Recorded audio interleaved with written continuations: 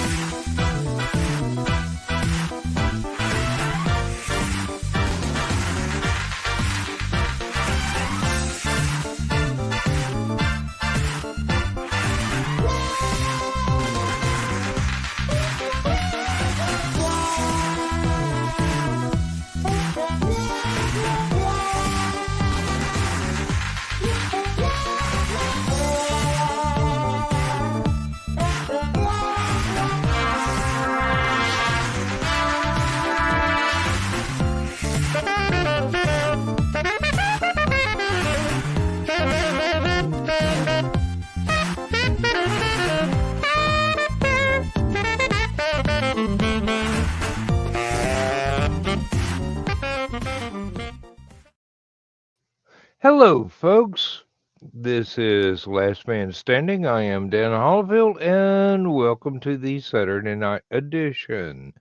Joe Dog has tried out some of the new options in StreamYard, so we're not actually broadcasting to as many channels as we usually do.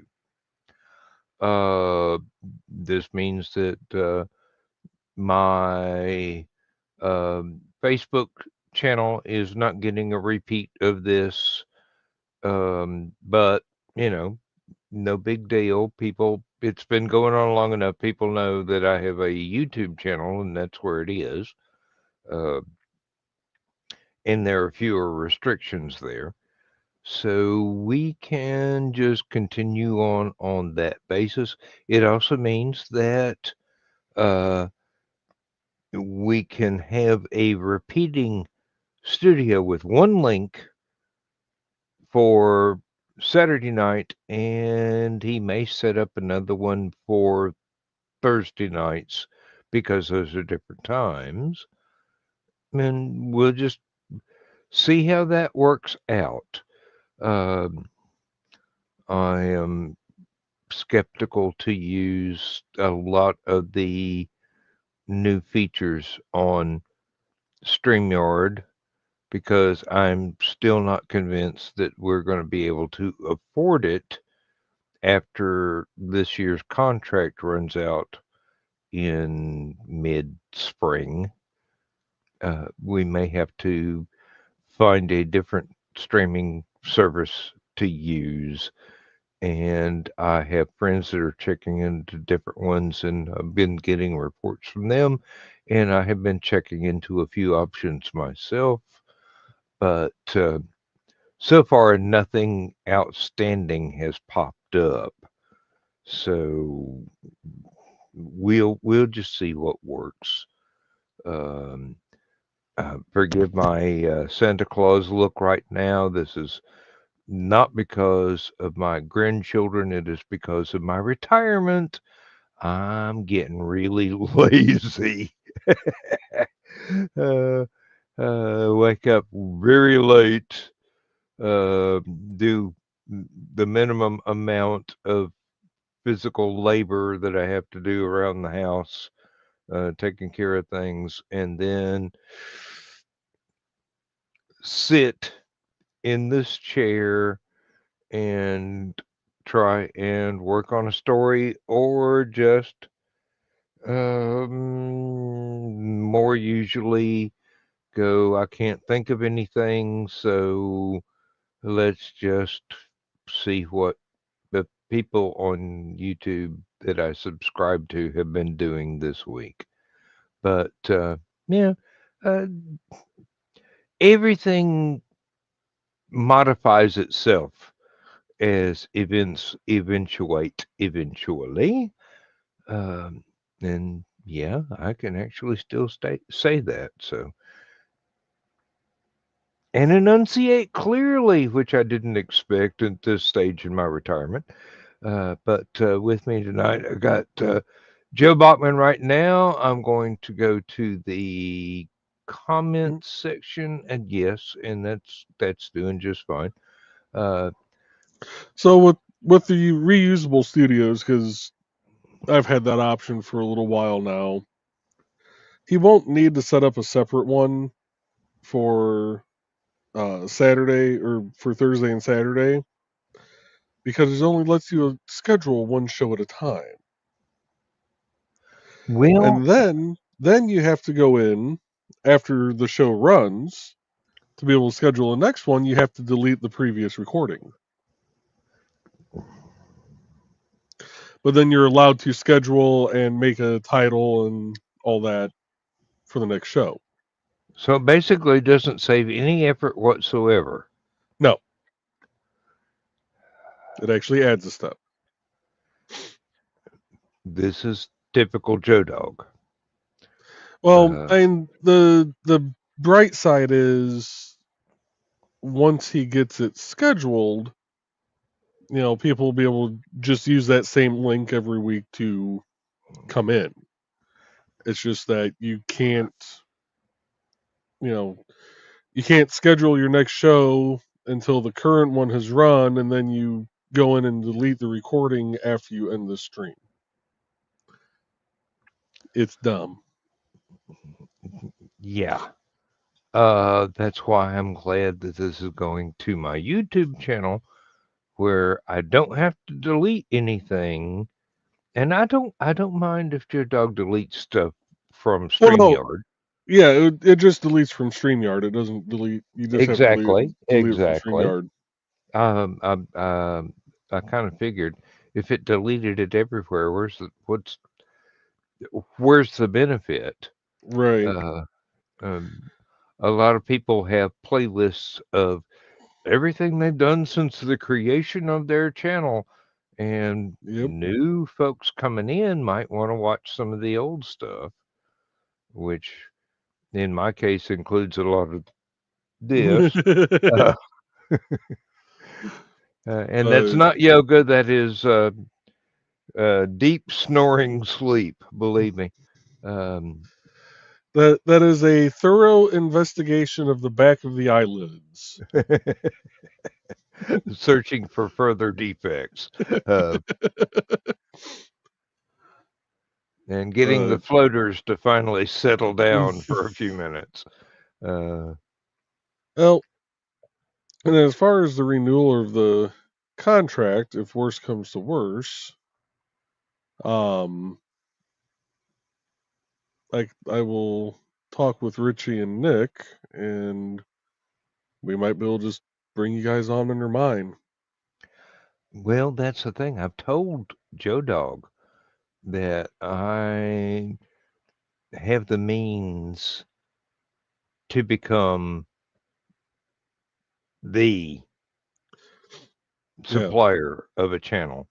Uh, it does mean that uh, everything that I have in my section of Joe Dog's StreamYard account would have to be copied over, and everything in Joe Dog's section of StreamYard would have to be copied over, or that'd give him a chance to clean out some that he's got in his brand.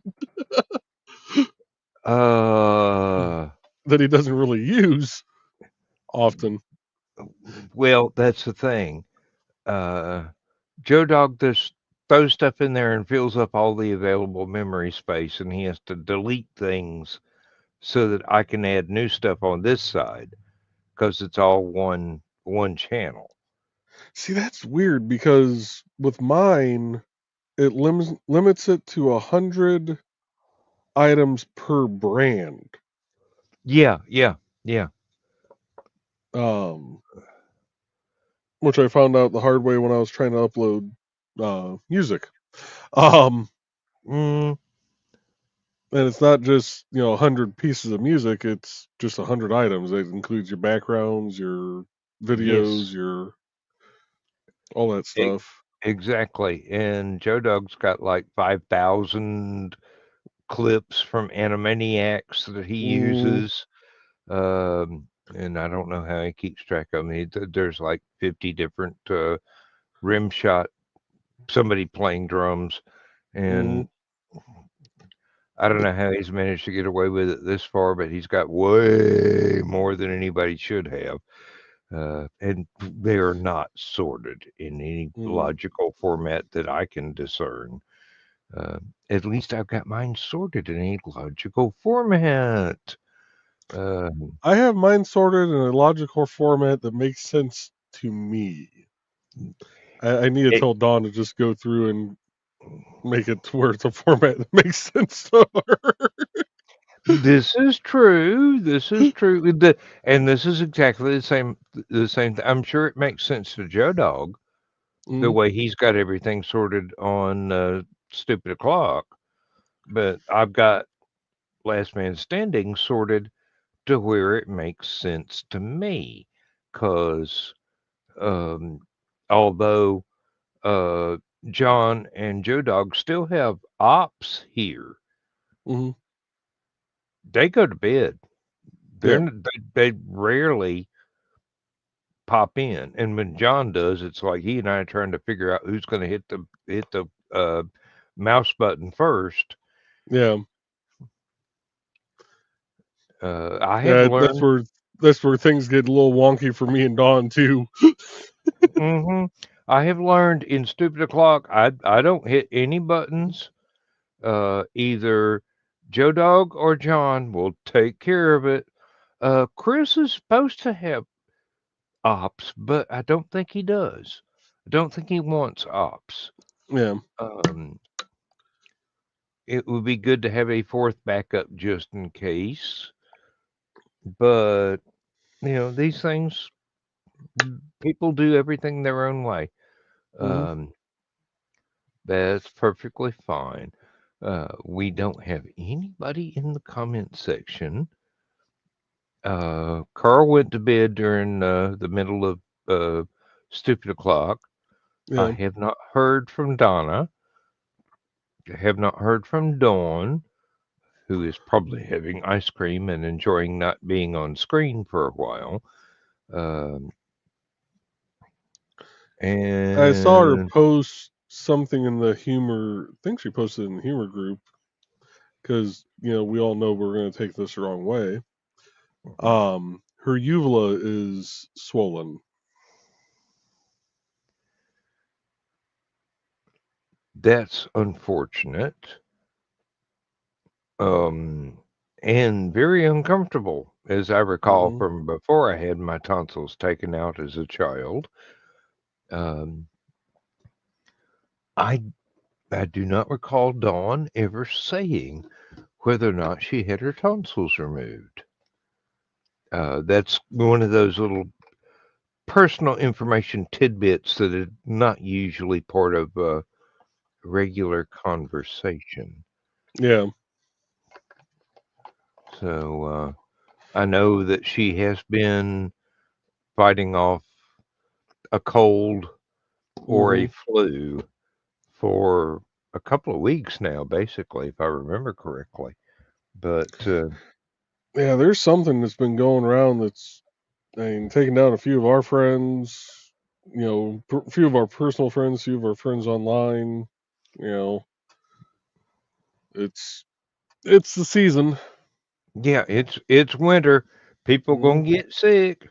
Um, I've woken up every day for the last 2 months with a runny nose and um just going through boxes of Kleenexes like they were free, Hmm. but they're not.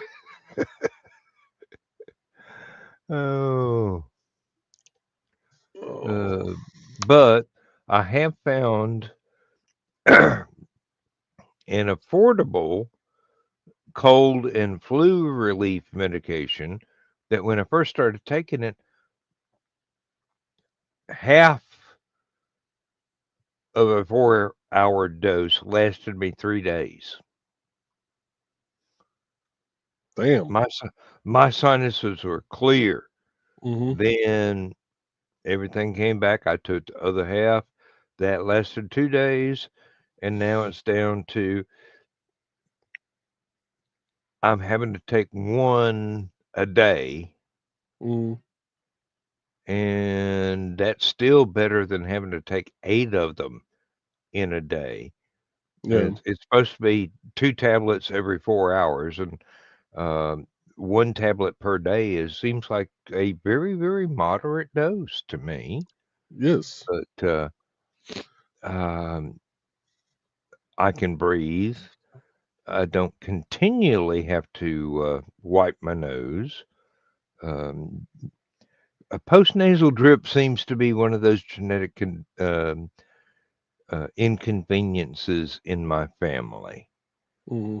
It just noses run in our family.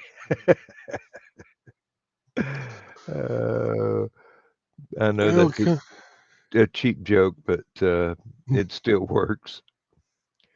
Uh, well, coming up here, possibly tomorrow. I haven't decided yet. I'm gonna give my printer a little break. I've been running the printer most of the day today, but Mushu Huskies. I have a print that's gonna take a little over a day to actually do Ooh. if I keep it at the full size. I'm debating on if I'm gonna keep it full sized or if I'm gonna knock it down a couple pegs. Oh, and this But time you it's have remembered to exclude the reinforcements so that any telescoping pieces will actually work without you having to get in there with an X-Acto knife and get them out the hard way. well, Uh, this one luckily won't have any supports, but and actually the gigantic middle finger that I printed off, uh, the supports for that one actually only went up about yay far into it, so it didn't. I actually just kind of pushed up from the bottom, and it broke loose. The supports fell out the bottom, and the finger came out, and it was good. there you go. The flying pickle finger of fate is reborn. Um, I don't know. I I think I should wrote. probably lower my volume. Lindsay is asleep, even though the door's closed to my office. Um, the Let's dog see might hear me this. and wake her up. Oh, I did post. I did post a picture of it on the humor group Mm-hmm. because I'd gotten done printing it, and it's like, hey, it works. Also, this is how I feel about my workday today. Uh, I will look at the humor group. Unlike any of Joe Dog's posts whatsoever, I don't click on anything. I don't trust Joe Dog.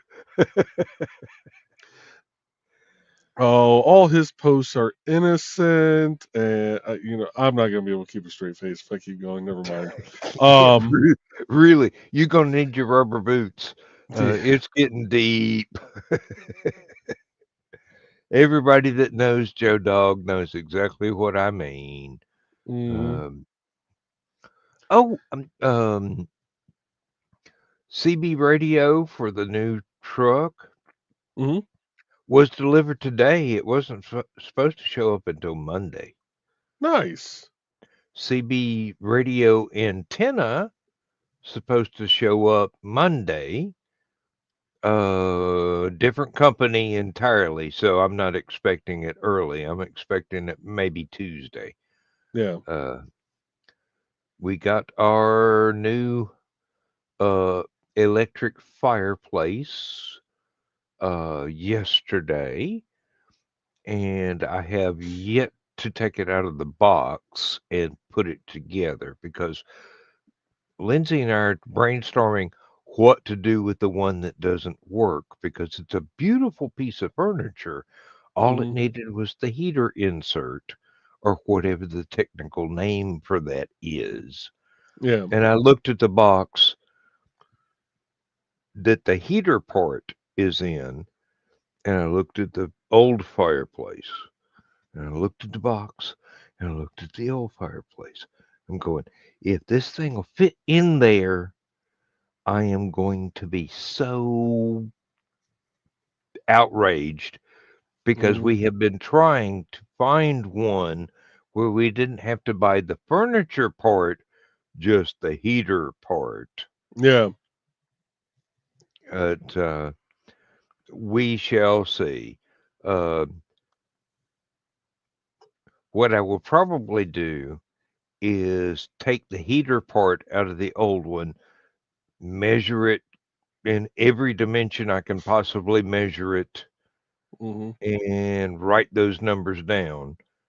And mayhap in the future, I will figure out exactly the right keywords to put into Google to hunt one up that will actually fit in, and it will wind up in the bedroom. And it'll I was only gonna say get if you, used maybe 5 nights a year, but yeah, hey, the if you can find the, fireplace part itself, if you can the find a light. model number on it somewhere, you should be able to just put the model number into Google and put fireplace and then model number whatever the heater core element is, and just kind of leave it at that, and it'll probably pop up with something. Well, I've tried every combination I could think of, and it it just didn't register with Google searches. Hmm. Trouble is, I thought we bought the thing at Big Lots, which means it was probably a discontinued item from a manufacturer that no longer exists.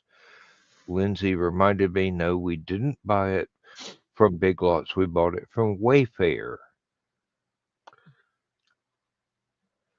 which is their website is non-intuitive. Bless you, my son. Oh, thank you. Whew.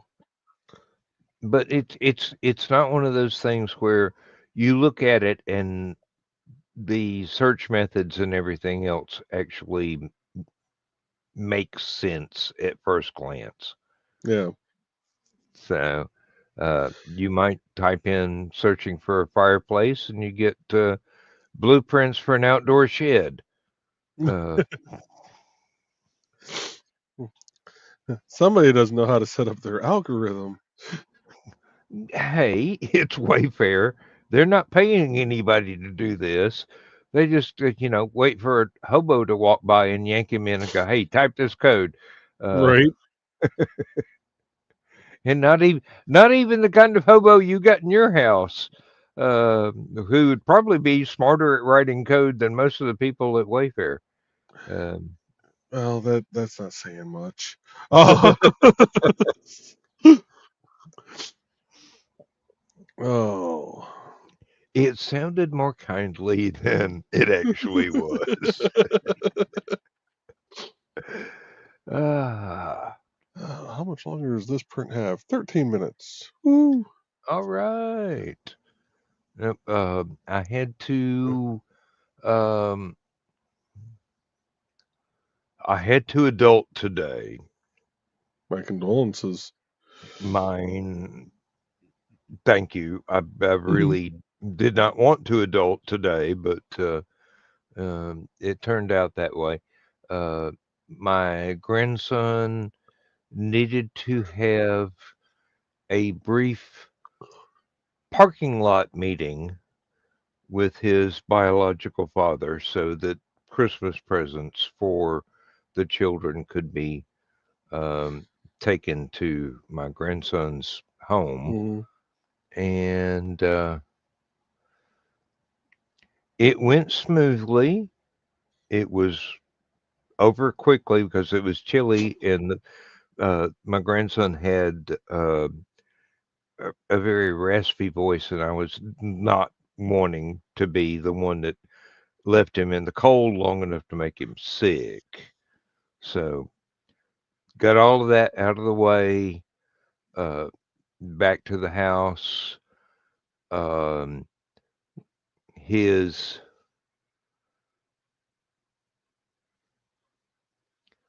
custodial father Mm-hmm. actually happened to have a trailer hitch that would fit in my van in my truck. So he Nice. just, hey, this is just taking up space in the house. You want it? I'm going, yeah, save me $50. Yeah. Um, I might have to buy another hitch ball to, I think the ones that I've got are 2 inch, and this is an inch and 7/8. So may not be safe to use on what I've got. I'll have to actually look at the um, stickers and markings and whatnot on what I've got because I have a little bitty trailer. Uh, it's not much of a trailer. It's very well built. It's just tiny. Mm-hmm. Um, but I didn't want to be hauling around something behind my van that I could park a tractor on because although the van has horsepower to spare, Yeah. uh, narrow roads out here in the middle of the country, and I got really terrified driving a combine with a 14-foot wide uh, grain harvesting head on it Mm-hmm. on a road that was only about 10 feet wide to start with, Yeah. both lanes. So yeah, I don't want anything too huge towed Yeah. behind anything I got. I came across a few of those horse paths when I was working on a project out in Rochester, Indiana. I was I went down one of the county roads. I can't remember why I was going down it. I don't know if I was heading to lunch and I just took a different route than usual or what, but I just remember going down this road and looking at it and going, my pickup truck takes up 3/4 of this road. Mm-hmm. I don't know if I'm actually on a county road, a driveway, or an old horse path. Well, it might be all three. uh, Around here, what you're calling a horse path would be a logging road. The only way to tell is are all of the stumps in the middle of the road cut down to the surface of the dirt? well, this If road was if not, it's paved. probably a horse path. Yeah, the road was paved, if you want to call it that. Um, Welcome to Georgia. Uh, but now the thing I'm printing right now is actually for the wife. She wanted something. When she's doing different crochet projects, she has one of those little clicker counters to be able uh-huh. to keep track of what row she's on. And half the time when she sets it down, it rolls forward to where she can't see The numbers. the numbers. So So she you're wanted a making little, her a stand for it of some kind? yeah. So I found a holder. Let me switch over to that camera. So I found the holder for it, but the holder was, you can see how it's kind of rounded. Mm-hmm. Um, it has two holes in the side to where it's like supposed to be wall mounted, I guess. I don't know. They look like screw hole size. Um, which really didn't make sense to me why you'd ever want to wall mount one of those, but whatever. Um, I will explain exactly. That's the same kind of thing that people um, at in the warehouse crew that drive forklifts, loading trucks. Keep track of They how many pallets. they have a counter just exactly like what Trey uses to keep track of her stitch pattern, but it's mounted on the forklift. Most of them just have it loose and Hmm. it's dangling by a shoestring and gets banged around, and you never know whether or not the counter's going to change unexpectedly. Hmm. But yeah, on a mount, a couple of screw holes into the safety frame of the forklift. And there you Bob's have your it. uncle. Yeah. So I went into I took that file. I went into Fusion 360, which is a piece of software to be able to create, these types of files. So I added that file in and then added a little base, rotated this around and set it down into the base. And I'm like, well, we'll see if this actually, prints like I think it will. So far, so good. Mm. Got 6.5 minutes left, and it, knock on wood, hasn't screwed up. Uh, Oh my goodness. I just had a very, very random thought. Uh, it must have been hit by an Inspiron, streaming through the universe, and it just happened to impact my brain. Um, I have a map that I drew of the planet where a lot of my stories take place. And there are different technological levels there, from a city the size of West Virginia, mhm, full of skyscrapers, to little teeny tiny castles out in the middle of nowhere and everything in between. But I was using a couple of graphics programs to color all of that in. And I thought, well, I'll just go ahead and design myself a couple of these standardized castles and forts and whatnot. mhm. That way, I can just cut them out of my template file and change the size and drop them in anywhere on this map that I need them. Those would probably be a good top view for a 3D print. Now Mhm. I'd have to do the elevation and probably a three-quarter view or whatever, but um,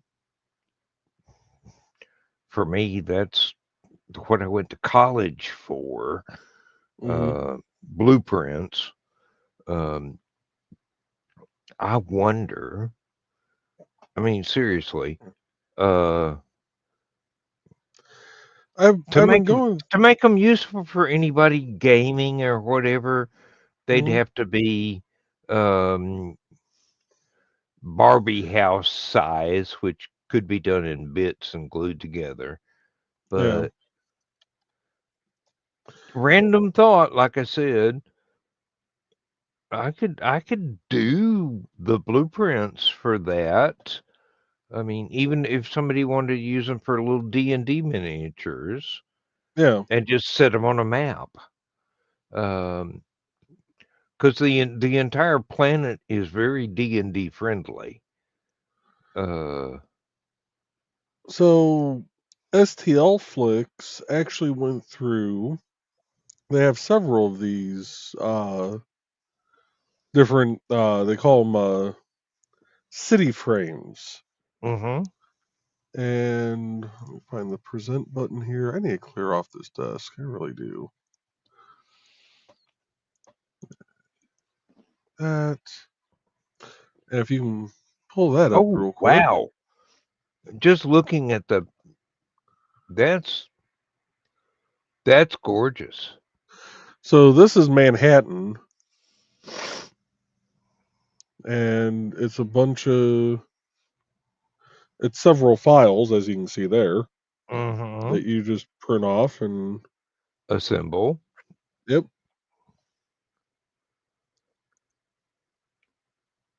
That You, is absolutely fascinating. There are a lot of people that play more high-tech sort of games that also involve dice that would love that sort of thing. yeah, And yeah. They have one for Manhattan, one for Des Moines, which seems kind of random. yeah, San I'm going, Jose, what, at did somebody's sister date a cow or what? Athens. Actually, the Washington D.C. one looks kind of cool too. Um,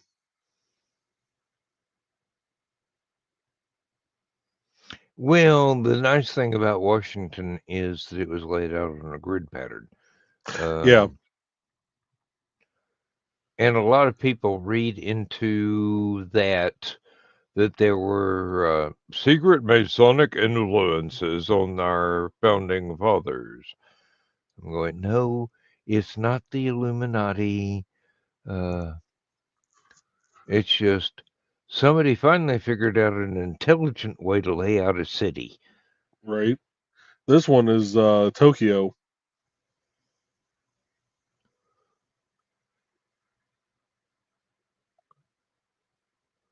Lord, the I, old and the new mix really well in Tokyo, don't they? yeah. Ooh, this would be a fun one to print. Rome. Oof, yes.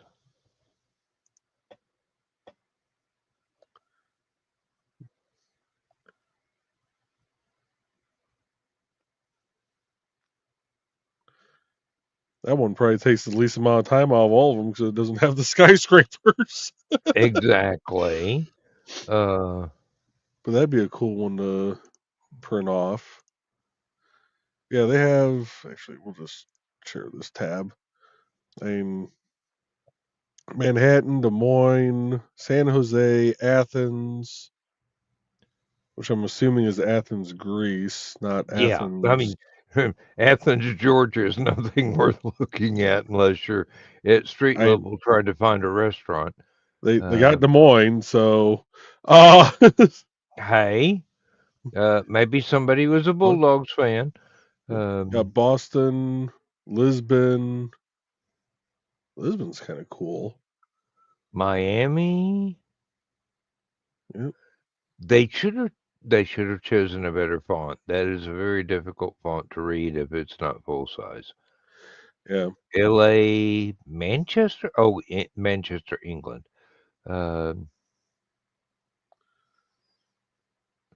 Toronto, which makes sense.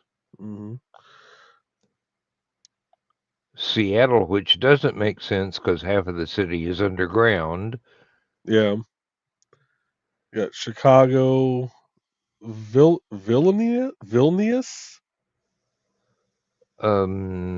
You're gonna have to. Vilnius.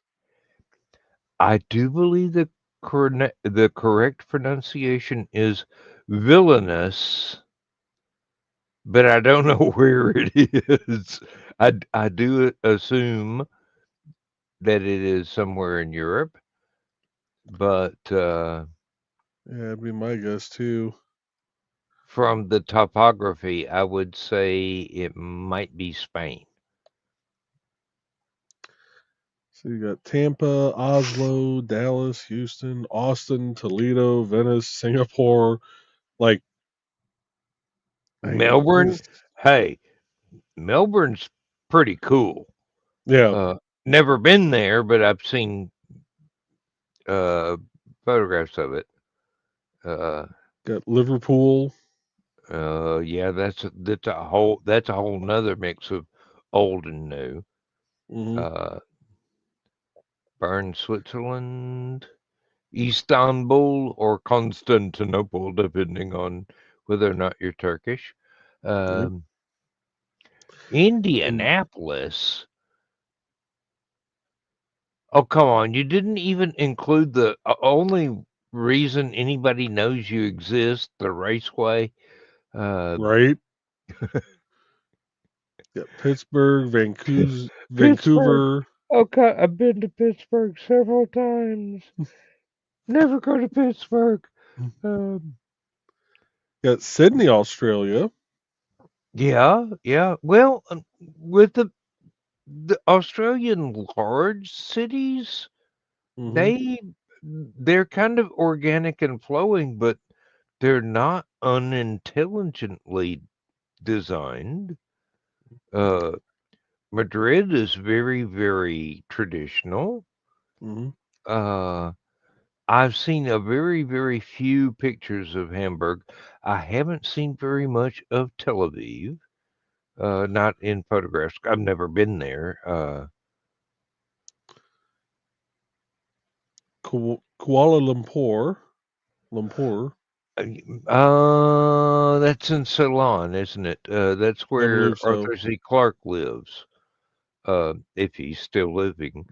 Uh, Hong Kong. That's That's cool a because it's got the hodgepodge. mountains. Yeah. Hong Kong is a hodgepodge. I mean, Mm. that was designed by committee, uh, over centuries. Uh, Marseille. Ooh, ooh la la. Mm. Uh, Munich, yeah, Florence. yeah. We probably caused Munich to have to be rebuilt 2 or 3 times. Cleveland. Unless there's a giant statue of Howard the Duck, it's not worthwhile. Vegas. Oh, good lord. Kansas City. Krakow, New Orleans, Kansas, Prague. Prague is supposed to be really beautiful. Is most of it is historic, is all get Hmm. out, and Yeah. survived Second World War. Pamplona, Yep. is that Spain or Italy? I can't tell. I I think it's think Spain. that's. I thought it was Italy for some reason, but Well, I can't tell the my world difference. geography isn't the greatest either. Yeah, I don't have a firm grasp of geography anymore because I've learned an awful. Huh. Detroit, get me out of there. That's where I was born. Um, And Thankfully, I ran away from Detroit when I was 3, and my family is kind of grateful I took them with me. Um, got San Francisco, oh, an accident Milwaukee, waiting to happen. Uh, Milan, and Baltimore. that's a really contrasty thing to put side by side. Uh, Hmm. well, Baltimore's got a grid pattern as well. It might not strictly stick to it, but it's not probably not too bad to try and navigate if you were there. Yeah. Uh,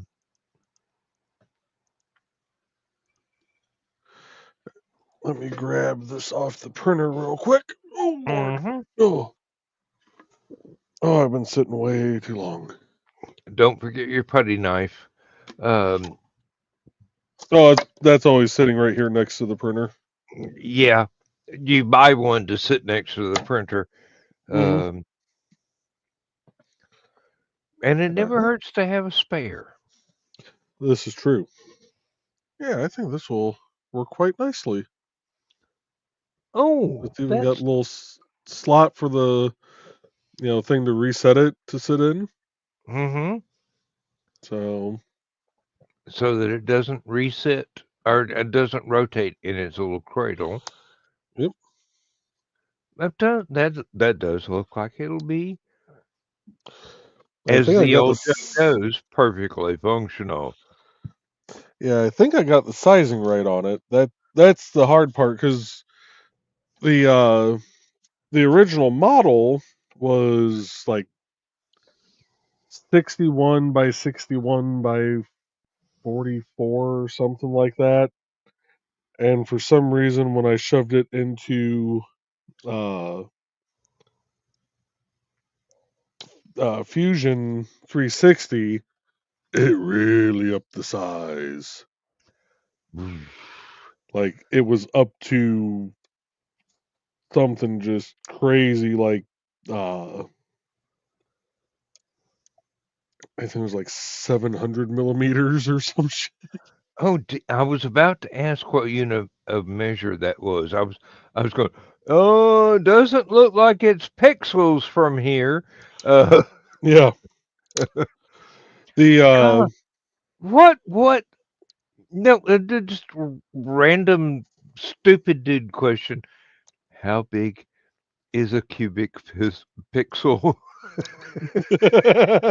in real numbers? And don't mean angstroms.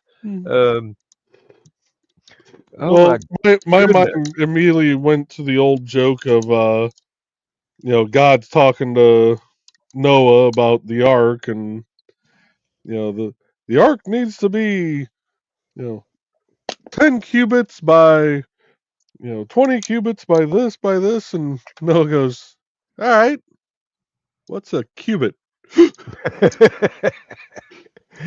It's something a supercomputer uses to do math. You'll never know. Um However, look at your arm from your elbow to your fingertips. That's the measurement. Um Yeah, I think this is gonna work. I think I got the size right. Good. If I didn't, then I'll just resize it and reprint it. Um, and worst comes to Well, worst, it's thick enough and it's got enough infill that I could probably sand it a little bit I'm holding it down. I could probably sand it a little bit on the inside here yeah. to help it fit. So Okay, you could, or if worst comes to absolute worst, you could actually use it for rolling a maximum of 3d6s in for a saving throw. yeah, this is true. Yeah, I'm actually impressed with the way that turned out. Hmm. God, I haven't played D&D in decades, and here I am still thinking of dice by their number of Mhm. faces and some of the rules and things like that. Good grief. Uh, Oh, I need to touch that up. That's what I was gonna do. One of the reasons I Oh. actually started writing stories Mm-hmm. is because the people that asked me to uh, DM for them wouldn't follow the scripts that I wrote. And I go, wait a minute, these are perfectly good stories here, and you're not going to follow it. Okay, I'll write somebody that does follow the damn script. And suddenly I'm a science fiction writer. Uh, And Aphelion was born.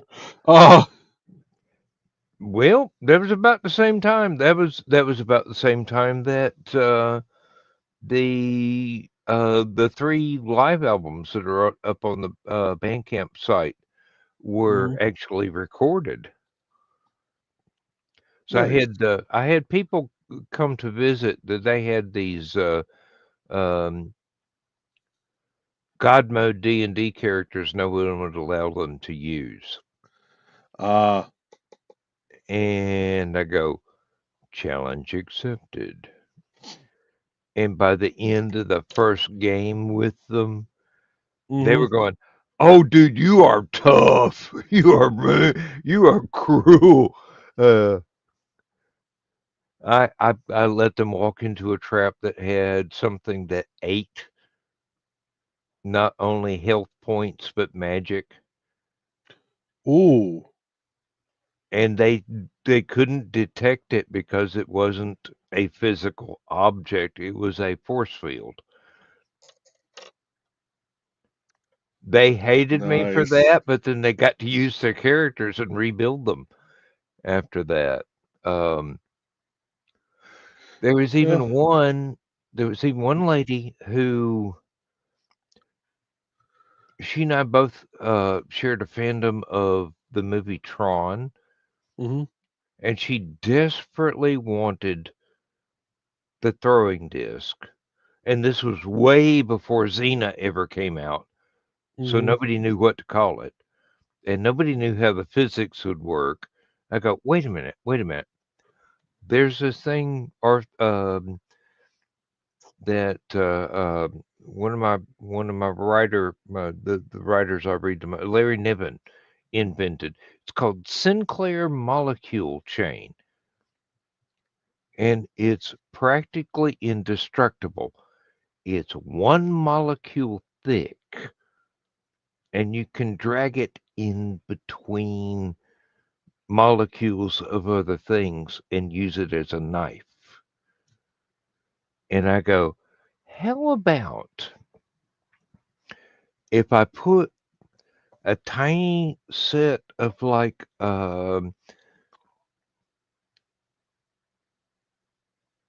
the smaller shield buckler Mm-hmm. with a spring loaded handle in each end, and you just throw this thing out like a jump rope and draw it back, but there's safeties built in so it can't whiplash on you. And she goes, that would be so cool. And people actually let her use that in other people's DM. Other DMs would let her use it in games. Um, another thing I came up with was also based on the Larry Niven thing. There was a liquor bottle that had a teleport crystal in the bottom of it, Mm-hmm. so the liquor bottle would never go empty, no matter how much you pour out of it. And I go, in an emergency, Mm-hmm. you can throw this at somebody and drown them in your favorite liquor. And they go, I'm using this tomorrow night over at Dave's. And they said it went perfectly. It went absolutely perfectly. Um, Well, I got my first commission of this one done. oh, So this one will be getting shipped out here soon. mm. And I got to print another one now. So I got a second person that wants one. Joe Dog will want them full size. I can't And print they'll, them they'll full size. probably say something that we can't talk about here. Yeah. I was saying, I can't even print this one full size. This is actually, I think, 85%, 80 or 85% of full size. Mm. But No, what I would do is I would just go wherever they sell the actual caution wet floor signs mm-hmm. and get one and sand it flat and then paint whatever Joe Dog wanted on it. And then ship it out to them. Yep, and charge him plenty. Because basically, I'd probably wear out at least 2 sanding discs getting all the lettering off of it. It might be lighter because it's probably inset rather than raised lettering. Mm-hmm. But hey, these things they happen. Let's see. Yeah, I got one more thing I'm gonna print for the wife. That's gonna be the 1 day, over 24-hour long print, Mm. which I'm probably not gonna stream because A, I don't want her to see it. B, um I've been using my Mac again for coding and trying to run OBS along with 2 emulators so I can test the app on Android and iOS at the same time, and having the tutorial up would probably max out the capabilities of this little Mac. And C, I probably haven't written enough music for you to play everything I've ever done without repeating everything. And I have about thank you for playing that in the background of your streams. I've really that's been an ego boost, and sometimes people actually do buy stuff because they tune into something you're doing, Mhm. any of the live streams, and go, I got to have this, and go over to Bandcamp and actually give me $1 or two. Yeah. No, I think I have 4 hours of your music. The total file size I think is around 4 hours, and that includes all your music, my little, announcing the next track in between each one, and then a couple of like commercials that I added in. Like I think I put Brian. I think I ripped the audio out of Brian K. Morris's Santa Stein and put it in there. I ripped the audio off of the one that Nick plays for Cat Rothermel, Mm-hmm. Jody McPhee, and I think there's one or two more I ripped out. I think your Aphelion one might be in there, and I think the one for Foxy might be in there Yeah. too. Well, as far as I can tell, 4 hours is probably the most of my music you can play continually without getting arrested for it. Not because it's copyrighted, but just because people complain. Well, when I did that 20-hour print stream a couple weeks ago, your music played over at least 5 times. Uh, I actually wouldn't be a closer bit surprised. actually Uh, closer to 6 by the time I actually woke up and got down here, because the print completed at like 5:15 in the morning. I'm like, I am not getting up at at 5:15, 5:15 no. just to come down and shut the stream down. People can live with the printer doing nothing for an hour or two. Hey, they can live looking at my bald spot. They can live with a printer doing nothing. Yeah. Um, only thing is, I would suggest you don't use the Invocation album very often unless you want people to go to sleep while they're watching. I think Invocation is. I didn't add that one in just for that fact. The working title of that album was, "Well, this'll put you to sleep."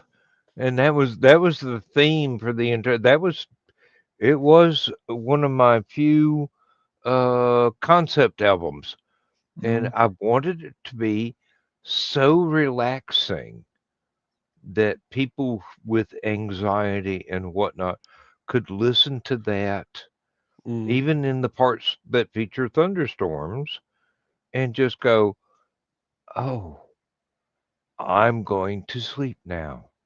Good night." mhm. Uh, I need to hop on this computer behind me at some point. I pray that I actually did what I think I did. My wife says I did, so apparently I had mentioned it to her, because I did that whole file in Audacity. yeah. Um, and I'm hoping that I saved it as a not only the MP3 file, but also as a project file, Mm. so that I can go back in and add more music and rearrange stuff. And uh, if I didn't add it as or save it as a project file, I'm going to kick myself in the ass, Um, because I'm going to have to Audacity redo the is whole thing. pretty versatile. You might be able to take the MP3 and turn it into a project file. but I don't know how versatile it would be once you do Mhm. that. Yeah. And I have a copy of Uncle Carl's book on Audacity, so I could probably go through and read that, and Or you could go directly to the source and so say, which button do I hit to do this? Uh, Uncle Carl, I screwed up. hey, that'll work. Forgot to yeah, save it as a project. yeah, Uh, yeah. I need to check that so I can add because I need to add in the 10,000 airships suite. I don't you think I know, have that in there. that's one of the things that I'm really disappointed in myself for never finishing. That was supposed to be an audio play with live actors doing Okay. all, and I've got about a third of the script written, and then the theater teacher Mm, that um, inspired me to actually turn it in that direction rather than just a collection of individual songs. Um, he was going to do it as a class project and have the students do the voices for their theater class and get credit for it. But mhm, that's been several years now, and it never materialized. And I got a little bit disheartened. Um, and plus, I was writing that at the same time that I wrote Displaced Detective. And if you mhm, notice, there's a song on Displaced Detective that is almost exactly the same as mhm, one of the songs on 10,000 Airships. And uh, that was one that I sent to Stephanie, and she played it, and she played it for her dad, and said her dad just absolutely loved it. mhm. And could I write more? So I dropped everything and I did. And then I got sidetracked by other things, as I always do. Um, I swear, I am the walking embodiment of someone who has never been diagnosed with ADHD, but there we are. Mhm. Uh, which is weird because I always complain about my wife walking around in a store going ping, ping, ping, ping, ping from point to point all through this. Oh, it's time for us to leave. Let's go to the checkout. Oh, let me look at this. I'm going, Madam Pinball. Uh,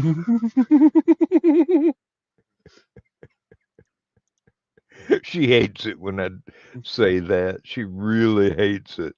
I would not suggest anybody repeat that to her because she will know I was the inspiration. Um, Mhm. but yeah,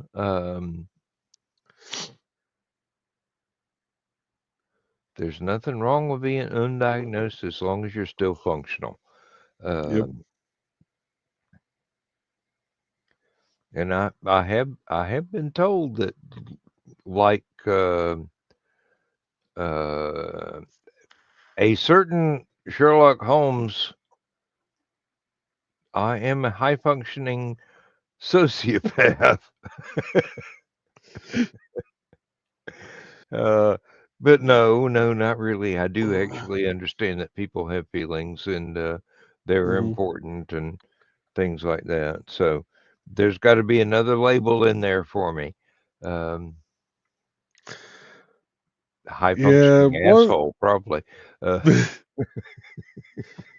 One of these days, I'm actually remember to talk to my doctor and see about getting tested. Because my wife keeps looking at me. She goes, "You display all of the signs." I'm like, "Yeah, I know." so I'm still bringing home But a paycheck. What's the problem? well, it would probably help me with my focus more. Um, Well, that's one of the things. You either hyper focus or you focus on too many things simultaneously. Yeah, it's the second one for me. I tend to hyper focus, which helps me get books written. Hmm. But in between the I lightning striking, hmm it's like, well, here's a good story fragment that I wish I could turn into something. I'm just going to make a note of it here. And oh, here's 15 more story fragments that I wish I could turn into a story. I'll just hmm make a note of that here. Um, all of yeah, that. I tend to ping. I'm like a pinball machine a lot of times. I just kind of ping around, Mm, and I have to essentially force myself to hyper focus on one task, and that's what I normally when I can actually sit down and go, okay, I'm going to complete this, this, this, and this today, and I can actually sit there and go, okay, job number 1 is done, job number 2 is done, 3 is done, and move in order without trying to do all 5 at once. That's what I call my good mental clarity days. yeah. With stuff that I have to do around the house, Lindsay gets so annoyed when I go, but I can't actually do that right now because I have to do these 5 things in order so that I can start this part of it and have it not be crap. Yeah. And she's going, what, why can't you just do this? And I go, well, because I have to do it over again 5 or 6 times. Hmm. And that wastes time and it wastes money. And um, if you're going to do something that takes preparation, you might as well do the preparation first and get it out of the way so that when you finally get to the finished product, it's not something that has to be redone ever. Hmm. Um, this is why I have so many unfinished projects outside and in the house is I realize I've got to do this in order to be able to do that, in order to be able to do this third thing, and then I can make it pretty. Um, it's like my pergola for the barbecue grill. I Hmm. need to be able to get out there and paint in order to protect the wood before I start putting the last of the sheet metal on for the roof. And I need to be able to get out there and cut a notch out of one piece of the um, siding that I'm putting to protect shelves and things from the weather.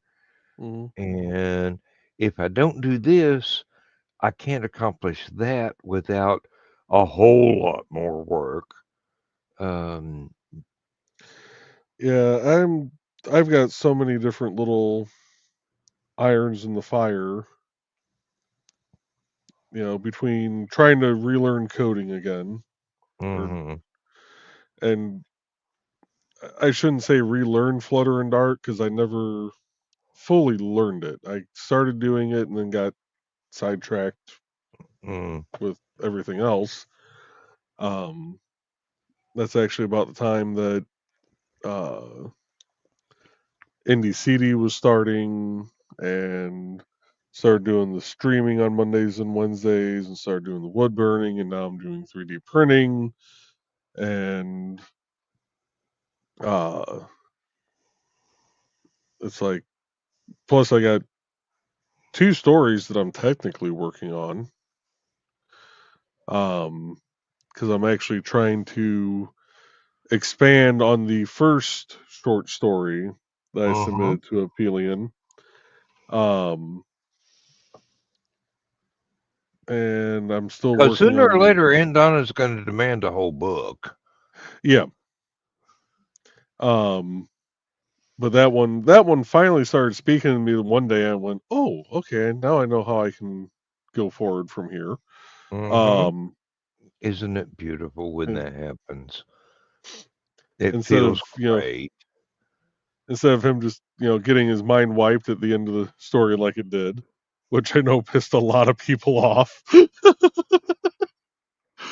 It was a good ending for a short story. If you Yeah, want to expand it, you have to rework that a little bit. yeah, Like just maybe the little mind retcon. wipe was only temporary and the memories came back. Yeah, Uh, yeah, I kind of retcon the mind wipe to be able to the way it was because when it finally started speaking to me again, it was how I wanted to try and continue with it, mhm. and just couldn't think of the proper way of doing it. And that's why I'm like, you know what, screw it, cut off this last paragraph. Mind is wiped. End of story. Sometimes that's what you have to do. I mean, I've had stories that I knew were going to continue, but nothing was there. They just stopped talking. Yeah. So I had to figure out a way to put a coherent ending on it so that it could get out there and people could actually see it. At the same time, there's this challenge of how to leave something open-ended enough to where you can return to it and go, well, turns out Hmm. that wasn't the final word. Uh, But oh, yeah, oh, I need to start working on them more, and I purposely did it to where because like how Nick does his, he does all his on Google Docs, mm-hmm, so that way he can work on it, at his computer, from his phone, whatever. And I did mine. I have mine on uh, Apple Pages, which is their essentially version of like a watered down Microsoft Word. It's almost like WordPad, mm-hmm. but Hey, it as syncs long as it's between got a good spell check, it's mhm. useful. But it syncs between my Mac and my iPhone, and I need to start when I'm just on the job site and watching them, mindlessly watching them run wires that there's nothing for me to inspect. It ain't concrete. I don't know what you're doing. Yeah, Uh, that's one of the things driving me nuts with this job. It's like I get it. You want us there to make sure that they're putting stuff in the right spots, and this and that. But there is nothing for me to inspect, yeah, and I'm I am not testing concrete for these little signal detector housings that are yay big in the road. you'll either get it right or you don't. Yeah, It's not a road. It's none of my damn business. Uh, it's well, if it was not a something, bridge either. yeah, Uh, if it was something structural like a bridge deck, yes, I would test it. If it was something structural like a bridge deck, yes, I would hold them to their 90 minutes that they have to pour it out. This is literally just holding in a little metal box that has some wires into the road. If you hit your 90 minutes and it's starting to thicken up, add a little water to it. It's not structural. really, it's like And biscuit they, dough. If it gets too thick too soon, throw some water in. yeah, Uh, And our testing department knows we don't hold them to that 90 minutes.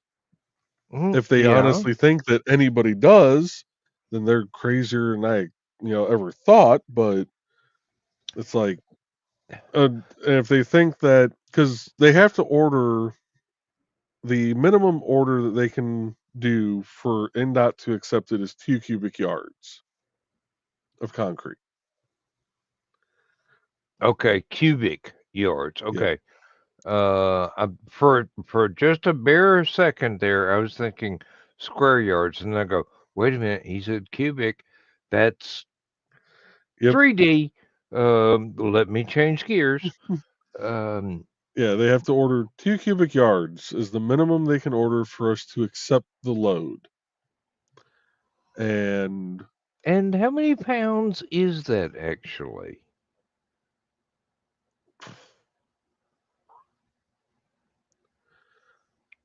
let's see. I mean, I'm not talking as if I were buying bags of concrete. I realize it's coming on a truck. Yeah, it's.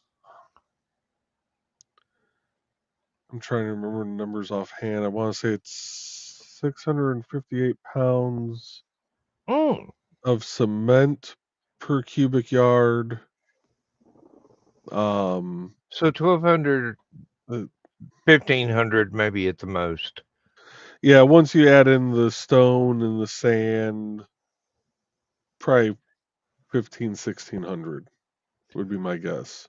Okay, that Um, I can make sense of. That's a pickup yeah, truckload. yeah, plus the water and everything If else. you were Because stupid enough to mix concrete in the bed of a pickup truck, yeah, uh, it's like 1,600 pounds probably when you add everything together. I think mhm, for 2 cubic yards. I know because our normal loads that we get when we're doing actual pours, like for a bridge deck or mhm, approach slabs, shit like that, those come out uh 10 cubic yards at a time. yes, And at that point, like your fine aggregates generally like anywhere between 9 and 11,000 pounds. Your uh coarse aggregate, so your stone is generally between like 16 and 17,000 pounds. Your cement is 6,500, roughly 7,000 pounds. oh, We now, technically the a full 10-yard load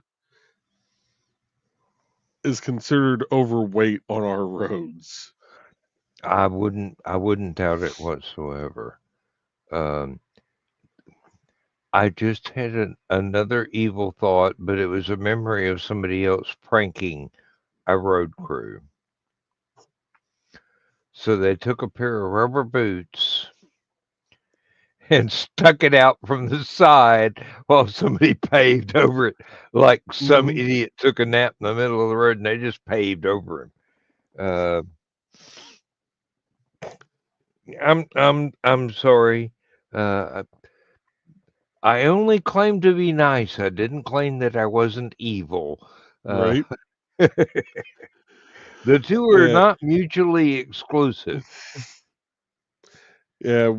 Uh, yeah. I think the 2 cubic yards is probably like probably between 15 and 1,700 pounds.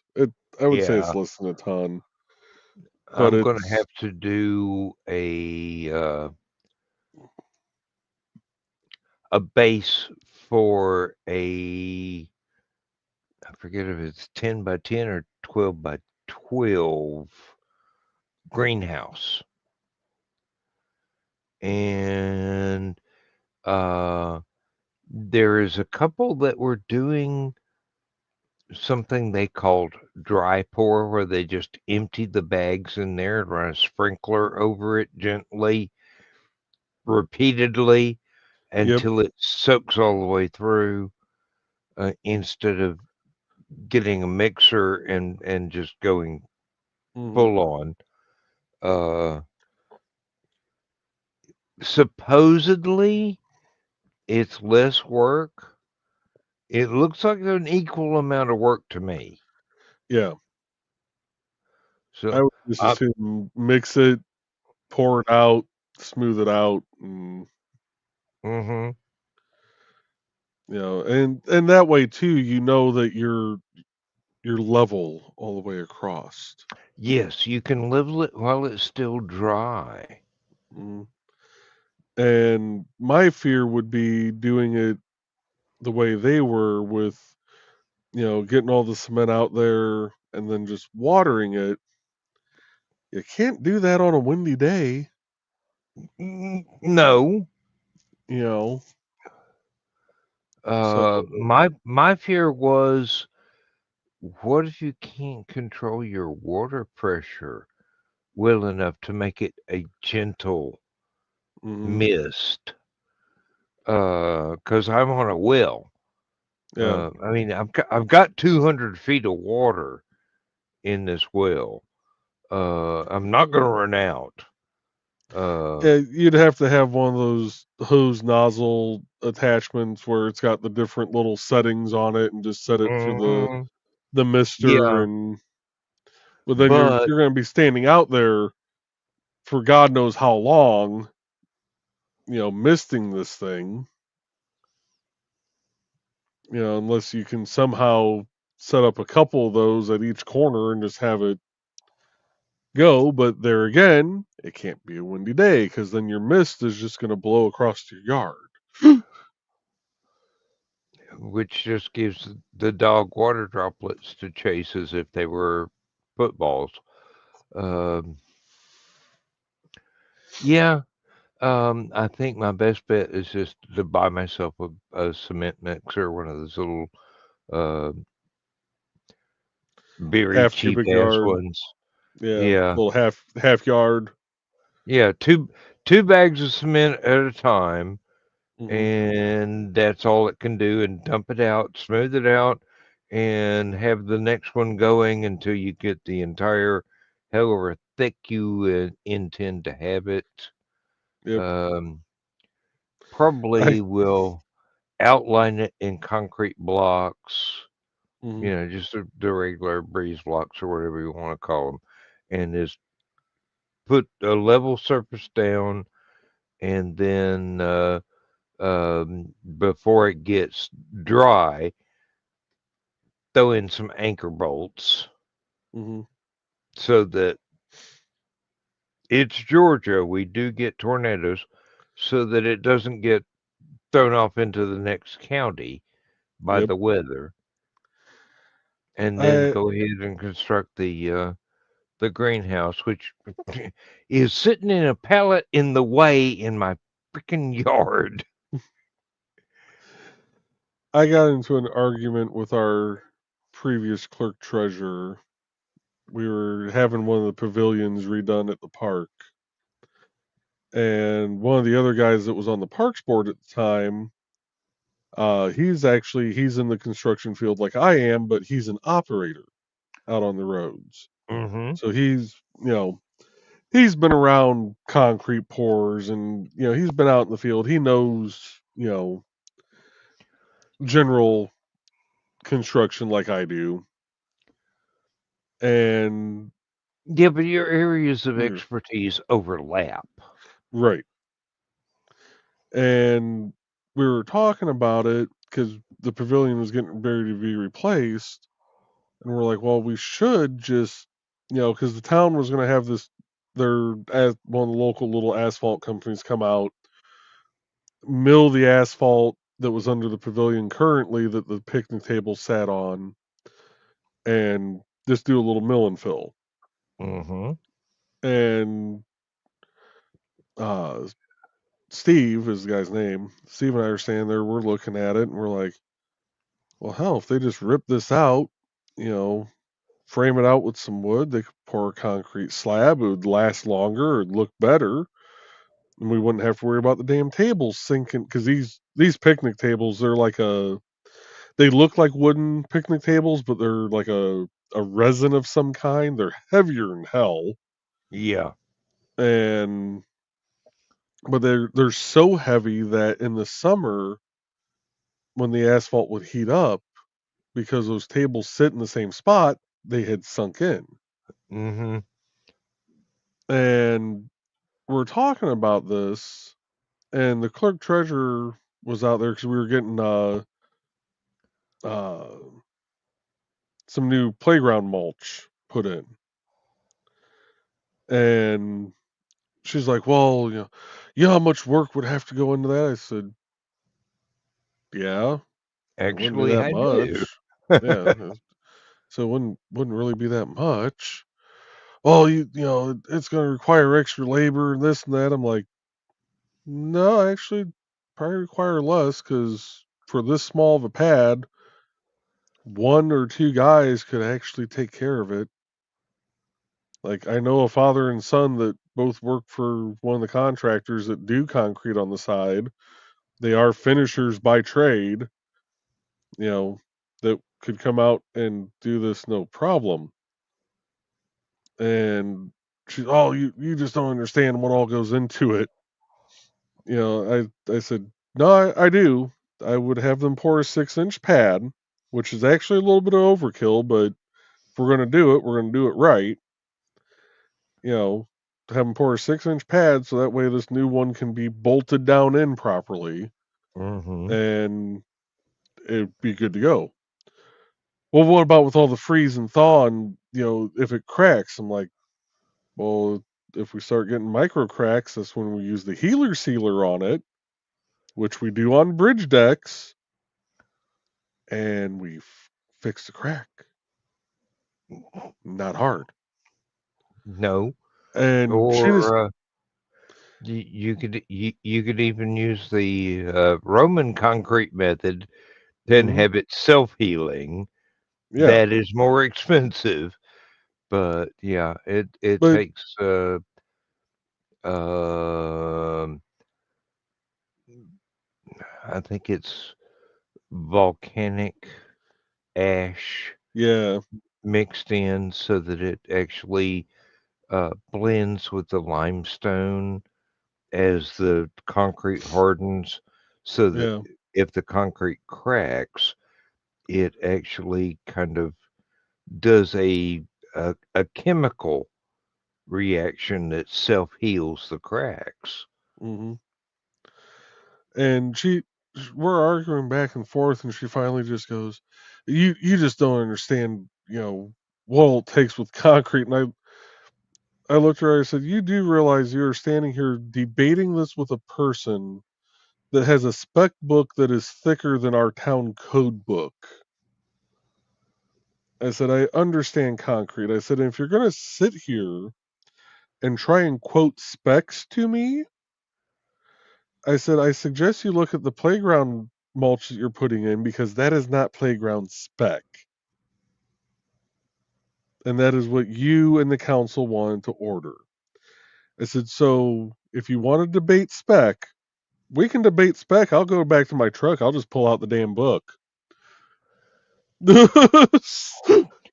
Like, don't, just because your daddy worked in the concrete industry does not mean you actually know what the you're talking about, lady. Really, that'd be like trying to lecture me on soil acidity or alkalinity Yeah, after having grown up on a farm and having yeah. to test this so I know what I can plant here and whether or not it needs to be soybeans to put more nitrogen back in the soil or corn, which eats nitrogen like Hmm. Borg eat people. Uh, mm, Yeah, it's like, why are you going to sit here and argue with the guy that, you know, has been on more bridge decks than you've probably driven across? oh, God. Joe, I hope you never have to come to my little hometown and drive on the road that they laid out. I mean, the bridge is fine, Mm-hmm. The asphalt, they laid it down like a washboard. I mean, seriously, you feel your car tipping left and right, potholes everywhere that haven't appeared yet, and you're going, oh, this was an election year construction job, wasn't it? Mm-hmm. It looks great. It's not great. It's really substandard. I Um, I was when I first went back to NDOT, they had sent me out to US 31 out by South Bend. And that was actually a fun project because it was everything. It was dirt work, it was bridge literally being built from the ground up, putting the piers in and everything, setting the beams and all new asphalt, the whole 9 yards. And leaving our field office, we'd cut down this one little county road, come out right by State Road 4, and then just hop on to the closed section of US 31, the new US 31 that we were building. And once you got behind the barricades, it was like the Autobahn until you got mm, up closer to the workers. I mean, thank God we didn't have the GPS on our state vehicles back then because we all would have been fired. Um, hey, when you got a Dodge Stratus doing a buck 10 down a closed road, but oh, you know how farmers drive. Uh, I grew up in just the country. But just because a tractor can only do 25 miles an hour doesn't mean the pickup truck won't go faster. yep. Um, So this little county road, like there was one spot that needed to be patched badly, and we were heading out to the job site one day, and they were setting up the roadwork signs. We're like, oh, they're going to finally fix this. Awesome. So we go out and we do our 12 hours out on site, and we're all heading back, and we come through, and it was somehow worse than when we went through in the morning. yeah. They milled it, they paved it, and looking at it, it looks like they used what we call a sheep's foot roller Yes. instead of just a regular drum. I know what a sheep's foot roller is. Yeah, It's it it's not literally. made it's not made for smoothing out asphalt. It's made for pounding a foundation down. That, or we use it a lot for dirt work for E- compacting. exactly. But Compacting dirt. we drove through and we're like, oh, cool. And we get up to it, and all of a sudden the lead person hit their brakes, and we all slow down. What the hell? We're going across, and the whole car's going like this. What the? What did I just drive over? Really? Um, the middle section of the road that I live on, I go, oh, now I know where the rich people live. 'Cause it's perfect.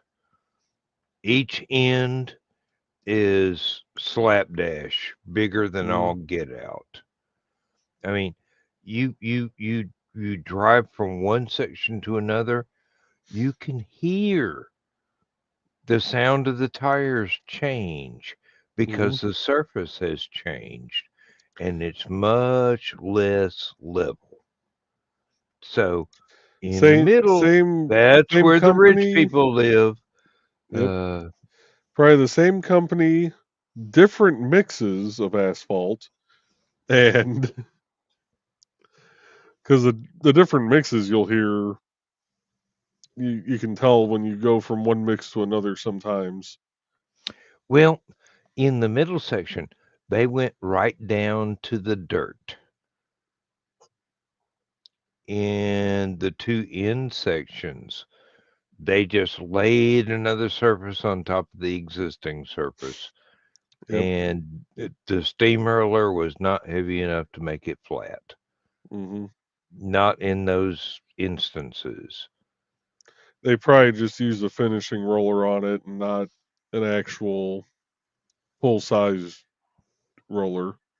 Yeah. But you can hear the difference in the whine of the tires as you go from Hmm. one to the other, uh, which is really weird because the really good work stops just before the church, and you get across that, and there's this pothole that's been there for 100 years, and Hmm. it's got a patch across it because when they put their resurfacing down, it didn't last 2 months before it started turning into a pothole again. Um, Yeah, they I'm should have going, done a deep patch in that area.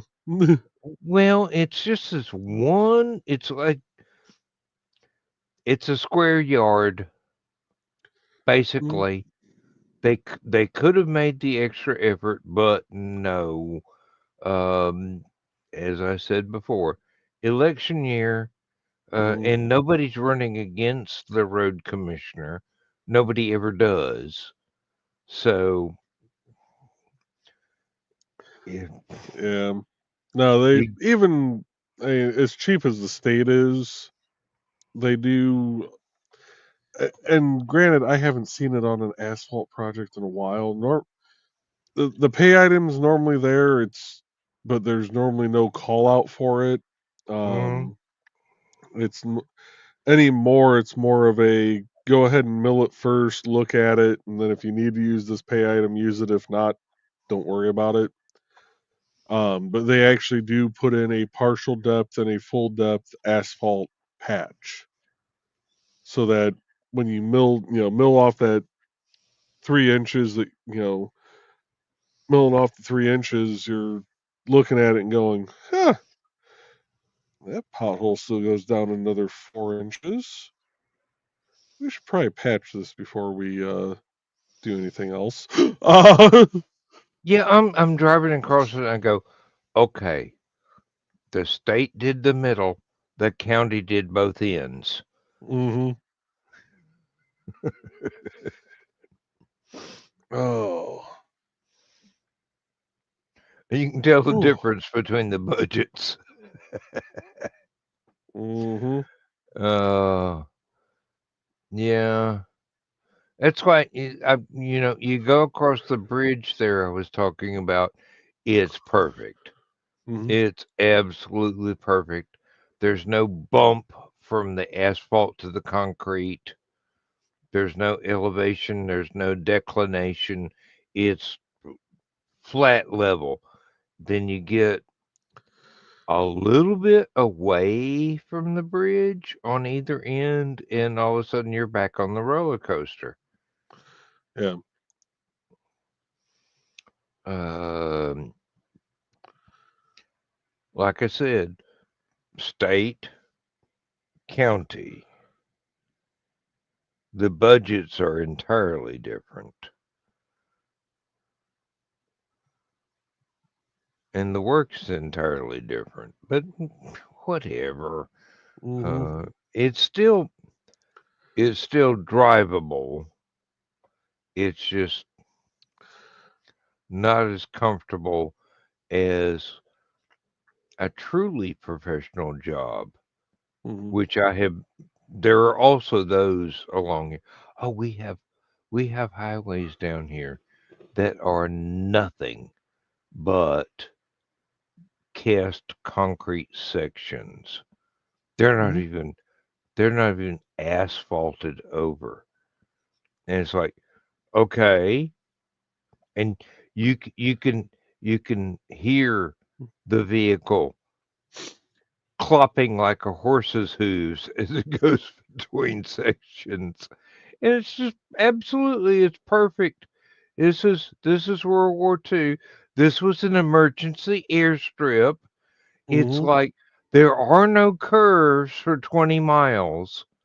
All you got to do is cut the power lines down, and you can land jet planes on this bugger easy. Hmm. And all the steep hills, that's where they take off, And the absolutely totally flat sections, that's the landing strip. This is, Eisenhower's America. Mhm. Uh, We replaced this little. I don't. I think it was just like a little single span bridge. Like it went over a little creek. It wasn't long at all. mm-hmm. On 421, it was actually the second project I was on because we did the paving of Highway 421 first, and then this other contract had this little section that uh, for this little bridge three-sided box culvert is what we ended up putting back in.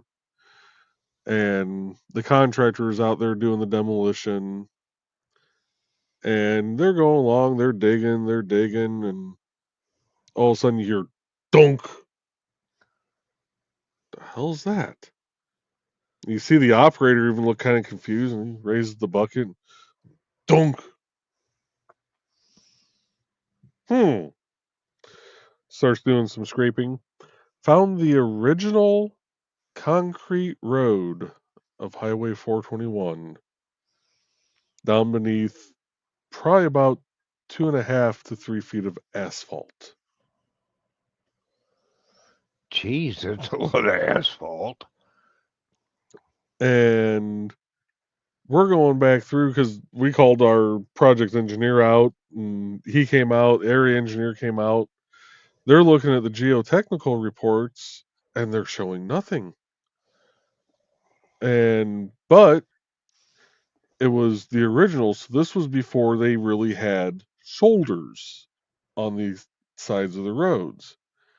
They didn't think about that when Geotech came out to do their cores to see what kind of material was down there. They cored the shoulder, the actual asphalt shoulder. But the original concrete road was about 2 to 3 feet narrower than the current road. Oh, shit. So when they ran their core, they hit all that asphalt going down and dirt, but never hit the concrete because they didn't know that it didn't. Well, actually, I don't think anybody actually knew that, there was concrete underneath there to begin with, because it was from so long ago. And the guy running the excavator started digging back further, just leaving the concrete in. We're all standing there looking down this hole going, shit, that looks better than most of the concrete roads we have right now. Can we leave it? Hey, uh, if it ain't broke, don't fix it. Yeah. Uh, But geez. no, they ended up having to rip it out just because of the box culvert we were putting in. And the operator goes, that sucks. We got to rip this out. He goes, because we ain't ever going to get any kind of dirt or anything back down there. It's going to be as solid as that was. He goes, and that's the first time I've ever been digging a hole under a road and all of a sudden just going down and going bonk. Really? I mean, back in the 50s and 60s, Mhm. um, budget was not a problem. Yeah. The Russians are coming. Let's do this right. Yeah. It might be 12 feet wide instead of 20, but we're going to do. There's one dirt road I have to go down, Mhm. and there's a concrete bridge across a stream. Just a little. It's not even a river. It's more of a creek, and it's right there. They built this beautiful bridge across it, but it's one of the more horrible dirt roads that's still left. Uh, it makes a washboard look like a sheet of glass. Uh, and then you get across the bridge and you start going up the hill, and then it's paved. I'm going, this has been here since before I was a teenager. Why is the rest of it not paved? Because there's not enough people living there, not enough voters Mm-hmm. to make it worth their while. County job. Yep. Um, oh, I remember when I was in high school, or no, it was right after I graduated high school. I had a friend that was still in high school, Mm-hmm. and he and I would spend our weekends driving dirt roads and whatnot with a six pack of Mountain Dew and a bottle of tequila, which neither one of us were old enough to buy, but by God, the one liquor store in the county would sell it to us in a heartbeat. Hey, Mm-hmm. you got a driver's license, that's good enough. I don't care if you're not 18 or 50. Here you go. We'll take your money. Mm-hmm. Um, and we went out in the middle of nowhere and we just ride around. And usually he'd talk about all the girls he wanted to meet at school dances and get dates with, without me as the driver. And all of this. And I'd just be, hey, it's my car. Uh, I'd just be sitting at home watching Grand Ole Opry or reruns of Hee Haw. I don't mind driving. This is fun as long as we don't go on any of the paved roads and risk getting DUI. Mm-hmm. We're fine. So that's what we did for a couple of years, basically on the weekends.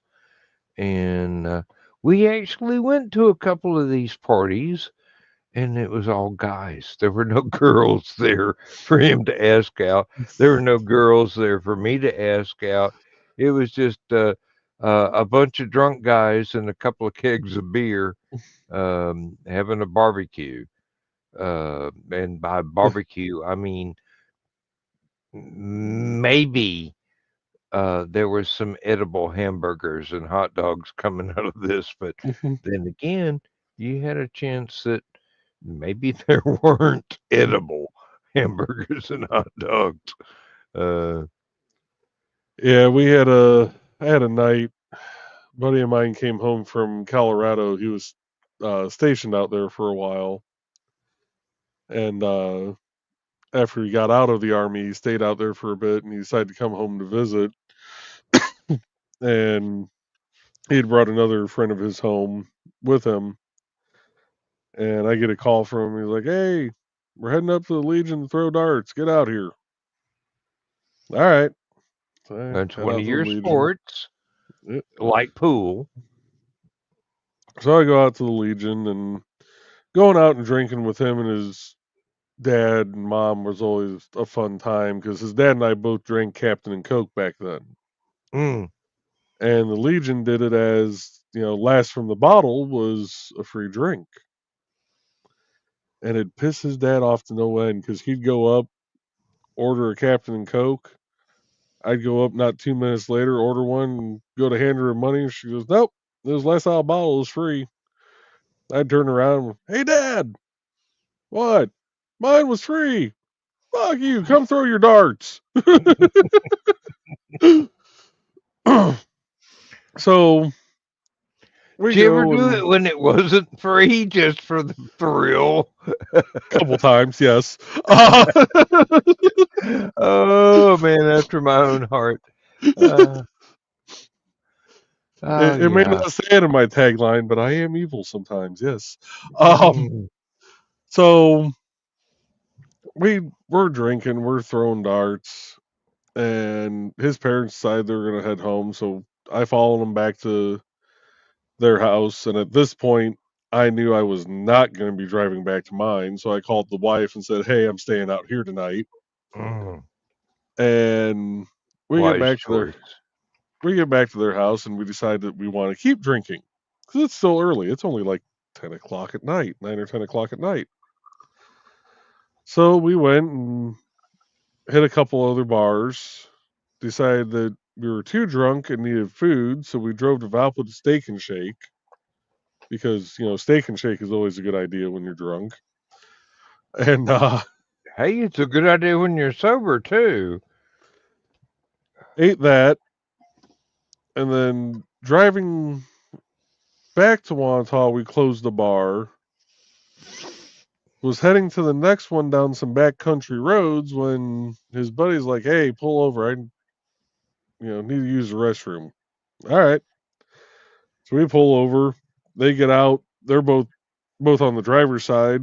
They get out and they're using that ditch. I use the other ditch on the other side. I finished up before both of them because Nate was drunk. My buddy Nick was kind of having to hold him up.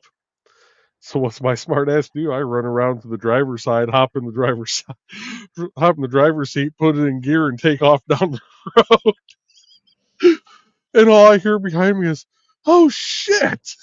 And I look in the mirror. Nick lets go of Nate, starts chasing the truck. Nate just kind of tumbles down into the ditch. That he just pissed in. Yep. I only went about 50 feet down the road. I get out, we're laughing, proceed to close another 3 bars, and then decide to go home. And Nick went up to his old bedroom, crashed. Nate went into the guest room and crashed. I just took the couch down in the living room, passed out. Next thing I know, I hear donk, donk, donk, donk, donk. Donk, donk, donk, donk, donk. I hear Nick yell from upstairs, "God damn it, Dad, fucking quit." Thought his dad was messing with us. I hear donk, donk, donk, donk, donk. I kind of lift my head up over the edge of the couch, just one eye half open. And there's his mom sitting there at the kitchen table. And, "Morning, sunshine." "Yeah, it's morning. I can see the sun's up." She goes, "When did you boys get home?" "I don't know. What time is it?" "A little after 6. Got home about an hour ago." "Oh, well, we're having the windows and siding redone on the house today."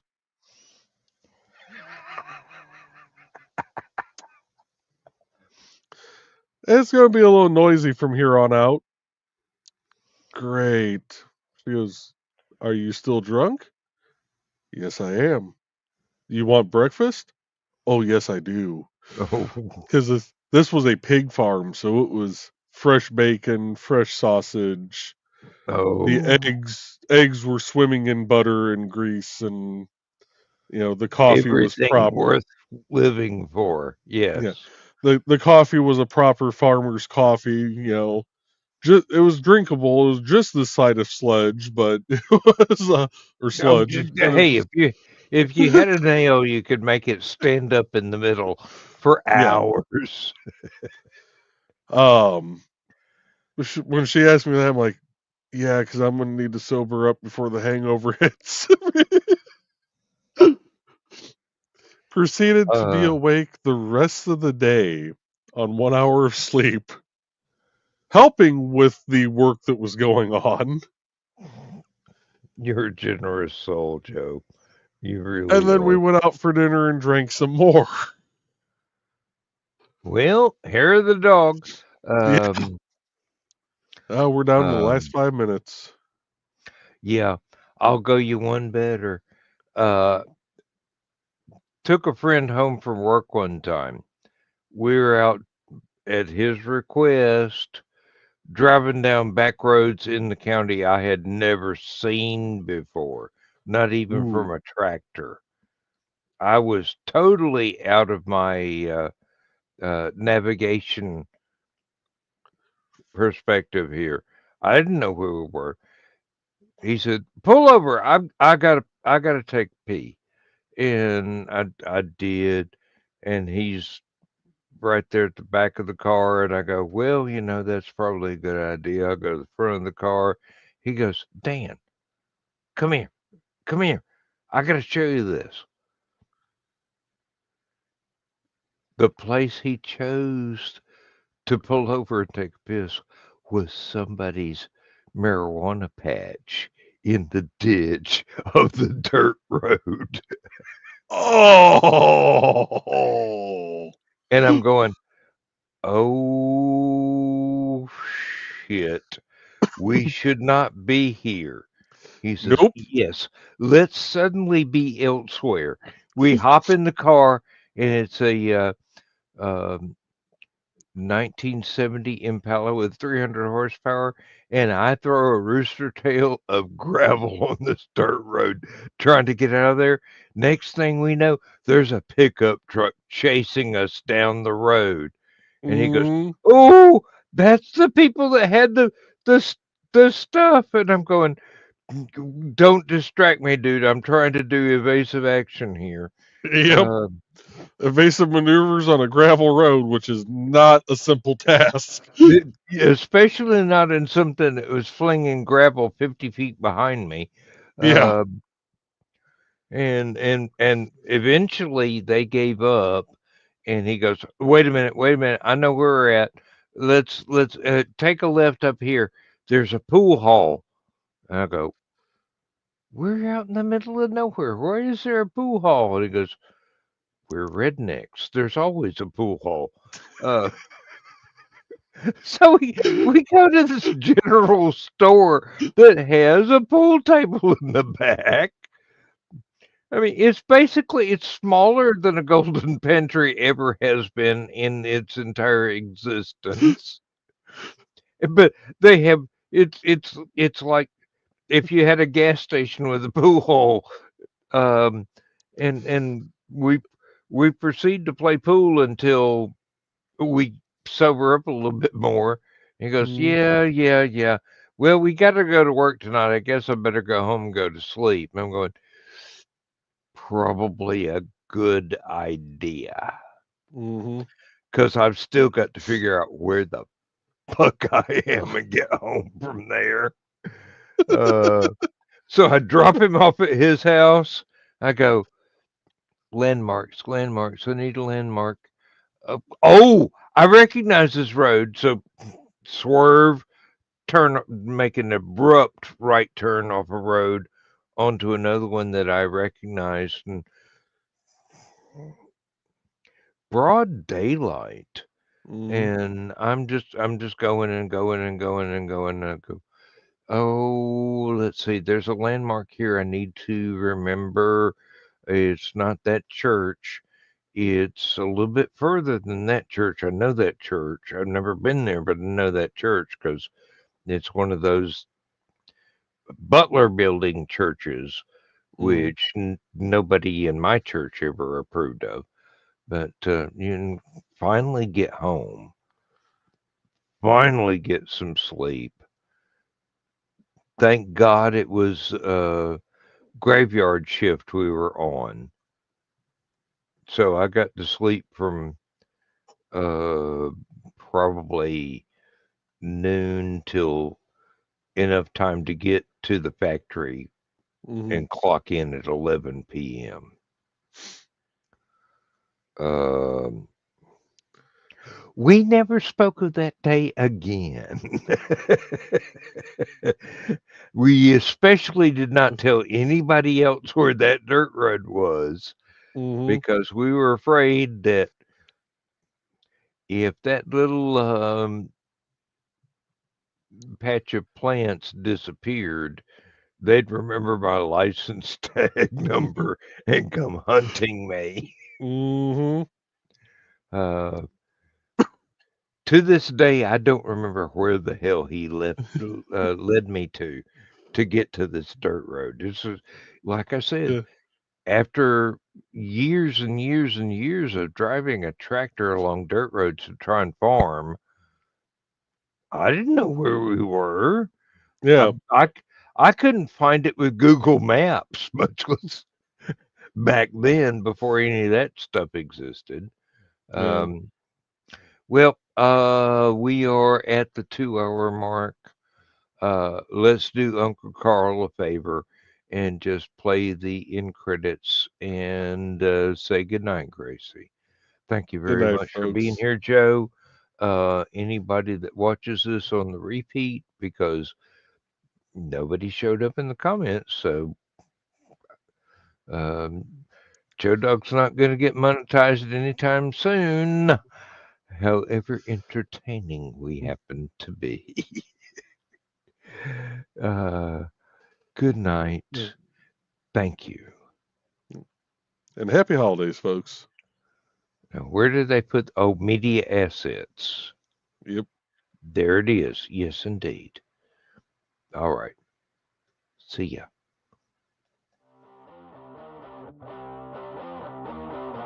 Transmission overload. System will shut down.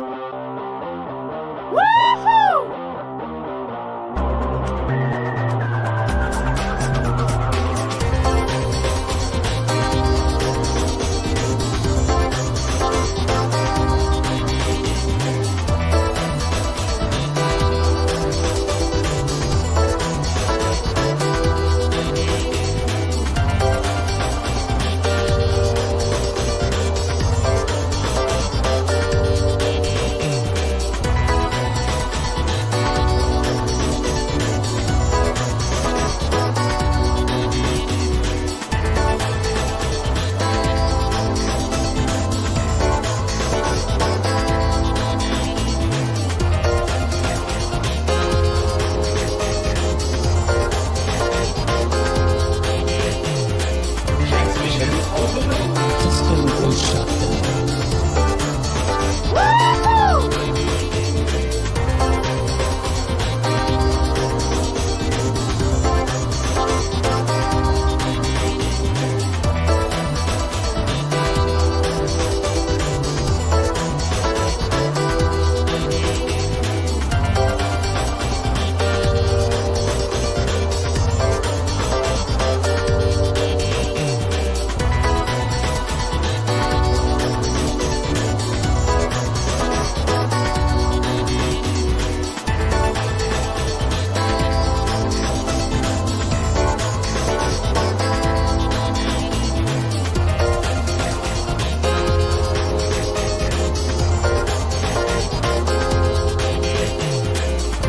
Transmission overload.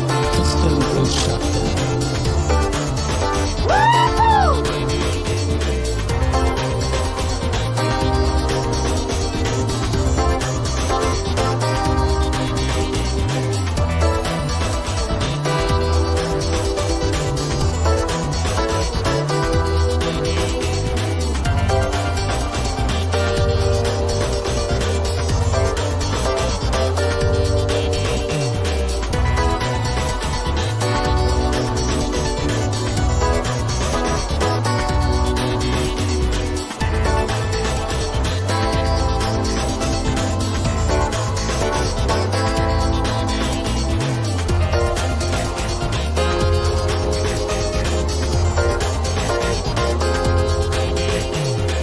Transmission overload. System will shut down.